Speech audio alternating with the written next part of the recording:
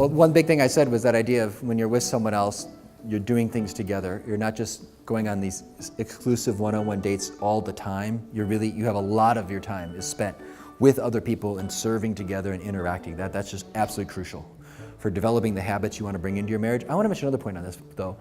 The emotions, this is a beautiful point from John Paul II. I don't think I had it in the original edition, but I included this in the newer edition. When he talks about the emotions, he says that when love is just not mature yet, it's just kind of starting, we get these powerful rushes of emotions for things that don't matter as much. But then over time, those things, you still have those emotions, but you find more powerful emotions for the things that matter most in life. Let me give an example. So young boy and girl just start falling in love, and so there's all this rush of emotions. It's like, oh, he texted me, or he messaged me now, and there's like, you get this rush of emotions, and there's nothing wrong with that, but it's a little more superficial. Nothing bad, but it's not as deep.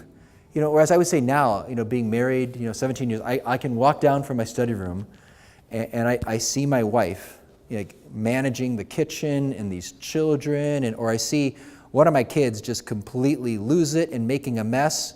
And I know I would just lose it trying to deal with that. And I just see her calmly, oh, okay, look what you just did now. I want you to calm down. It's going to be okay.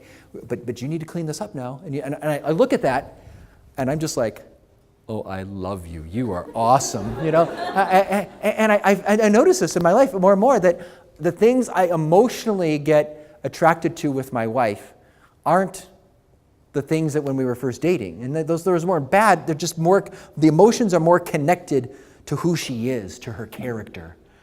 I'm going to share with you just today, I was able, there's crazy time zone differences, but we had a lunch gathering, and then after lunch I was able to talk on the phone for about 25 minutes with my wife. And there's all these challenges we have. We just started, in the States, we just started the school year. We just sent one of our kids to a new school that's like 35 minutes from our house. It's a long drive, and he's kind of struggling if he likes it or not. And I was just hearing the way my wife was talking about it and calmly discerning, I don't want to pull the plug, but these are the things we need to think about. And I just go, honey, I love you. I'm just so grateful to be married to you. You're just awesome. And she's shouldering the weight of all of these kids, while I'm away for a week, and I just love you. And again, there was a rush of emotion inside, but it wasn't over, she's so cute, it was actually more about her virtue.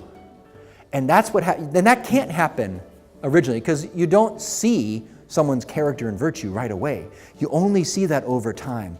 And a sign of love maturing is when your emotions become more attracted there than on the more, oh, he dropped by and brought me flowers, or he said this nice thing, or she did that. Those are nothing wrong with that, but it's not as deep as when it's connected to the person's character.